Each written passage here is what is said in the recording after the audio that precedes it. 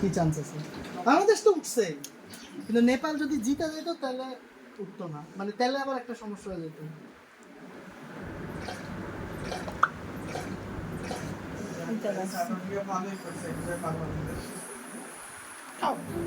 তাইলে নেপাল 3টে কিনলে হচ্ছে 1 পয়েন্ট।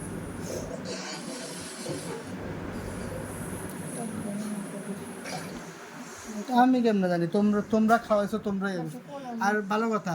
ওরা এখনো সুজি মুজি খাওয়া না কেন?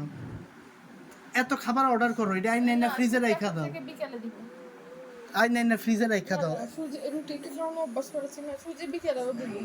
আমার কথা হলো তাহলে এত খাবার তো একসাথে অর্ডার করে দাও, খাবারগুলো বাসায় না রাখার কি দরকার? যাবে, সমস্যা নেই। না ওকে আমি সুজিও সুদে ফেলবো আস্তে আস্তে, ও যদি অন্য খাবার ইউজ টু হয় আমি আর ব্যাকআপ নিব না। খাও বাই, খাও